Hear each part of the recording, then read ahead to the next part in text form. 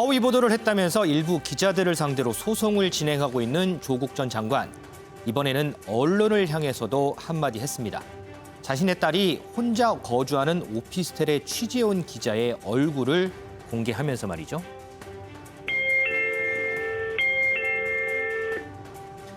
딸의 다리가 차 문에 끼어서 피가 나고 멍이 들게 만들었다. 이런 여러 남성 기자들이 낮밤을 가리지 않고 딸이 사는 오피스텔의 초인종을 누르고 방문을 두드리면서 문을 열어달라고 했다. 이 때문에 딸은 몇 시간이고 집 밖으로 나가지 못했다. 등등등 말이죠. 또 숨어 있다가 갑자기 나타나서 질문을 하고 딸의 시험장까지 따라와서 질문하고 그러면서 언론 자유의 한계에 대해서도 고민해야 한다고 생각한다. 이렇게 지적을 했습니다. 또 이런 글도 덧붙였습니다. 윤석열 검찰총장 일가는 나와 같은 방식으로 취재하지 않나? 라고 말이죠. 뻗치기 취재를 저격한 조 전 장관, 들어가서 얘기 더 나눠보겠습니다. 혼자 사는 딸아이한테 집 앞에, 오피스텔 앞에 밤 10시에 문을 두드립니다. 남성 기자 둘이 두드리면서 나오라고 합니다. 그럴 필요가 어디가 있습니까? 그래야 하는 것입니까? 저희 아이도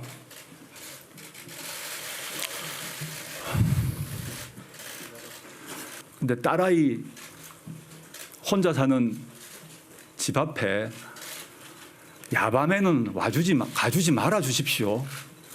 저희 아이가 벌벌 떨면서 안에 있습니다.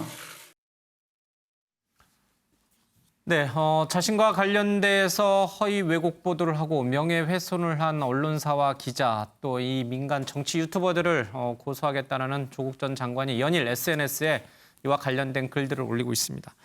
최민 기자, 이번에도 여러 얘기들을 좀 꺼냈는데 이 기자 언론의 보도 행태 그리고 기자의 취재 행태에 대해서 굉장히 작심하고 글을 쓴 것 같죠? 네, 그렇습니다. 앞서 보셨지만 기자가 실제로 자신의 딸의 집 앞에서 초인종을 누르는 기자의 모습을 그 집의 이제 인터폰인가요? 인터폰을 통해서 화면으로 비춰진 집 내부에서 촬영한 영상을 이제 기자의 실명과 목소리까지 다 담아서 공개를 한 건데요. 그러면서 이 기자들 외에도 여러 남성 기자가 밤낮을 가리지 않고 시도 때도 없이 딸 오피스텔 보안문을 통과해서 초인종을 누르고 방문을 두드리며 문을 열어달라고 소란을 피웠다.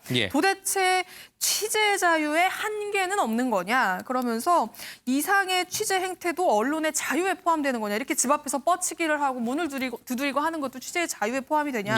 그리고 범죄 혐의를 받고 있는 공인의 딸이라면 이런 것들을 다 감수해야 하는 거냐라고 올렸습니다. 이런 것을 취재의 자유, 표현의 자유, 국민의 알 권리라는 명목으로 모두 다 용인해 줘야 될 것인가? 이게 조국 전 장관의 물음입니다. 사실 이 물음에는 여기 나와 있는 우리 기자들 또 이현정 의원도 기자시니까요. 우리가 답해야 되는데 우리 이종훈 평론가는 어떻게 보세요? 이 조국 전 장관의 물음에 어떻게 생각하세요? 저는 과거에 이제 타 방송에서 조국 장관 집 앞에 지나치게 뻗치기를 하고 있는 그 기자들의 모습이 좋게 보여지지는 않다라고 말씀을 드렸어요. 실질적으로 기자들 입장에서는 뭐 하나 이렇게 건지겠다는 생각을 하겠지만 정작 기사로 돼서 나오는 거는 조국 장관이 무슨 옷을 입었다. 조국 장관이 어디로 가고 있다. 심지어 커피를 사가지고 왔다. 이런 기사들이 나오고 있거든요. 근데 이게 과연 기사로서 언론 뉴스로서의 의미를 갖는 겁니까? 이 질문을 드리고 싶네요. 여기서 기자 연차가 제일 많은 이현정 의원님 답 좀 해주시죠. 그래서 이제 기자가 어떤 국민의 알 권리를 찬다는 차원에서 사실 이제 팩트 하나하나를 수집해야 된다는 그런 어려움들이 있습니다. 왜냐하면 어떤 기사를 쓸 때도 어떤 사실관계를 하나하나 왜냐하면 지금 일본의 아베 총리 같은 경우도 기자들이 정말 아침부터 저녁까지 다 따라다니거든요. 그리고 또 하루의 일정을 거의 분 단위로 다 공개를 해서 공개를 하고 있어요. 그러니까 우리가 아무나 그렇게 하는 건 아니지 않습니까? 저분들이 공인이고 또 국민적 관심사가 있는 사안이고 뭐 기억하시겠지만 우리가 국정농단 사태 때 최순실 씨나 그 딸 정유라 씨 같은 경우에 기자들이 추적을 해서 보도를 했습니다. 과연 그때 그 조국 전 장관은 뭐라고 이야기했는지 모르겠어요. 정유라 사태 때는 왜 침묵을 했었느냐? 그러니까 어떤 면에 이제 자기가 어떤 입장이 돼 보니까 이제 저게 이제 하는 것인데 사실 뭐 조국 전 장관이 아무런 문제가 없으면 저희들이 뭐 취재를 하지 않죠. 그러나 이제 저는 그런 것도 있습니다. 그러니까 기자들이 너무 어떤 과도하게 요즘은 사실은 매체가 너무 많아져서 취재 경쟁이 너무 취재 경쟁 심하죠. 때문에 정말 예의를 좀 벗어나고 또 어떤 사생활을 침해하고 이런 거는 저는 분명히 문제가 된다고 봅니다.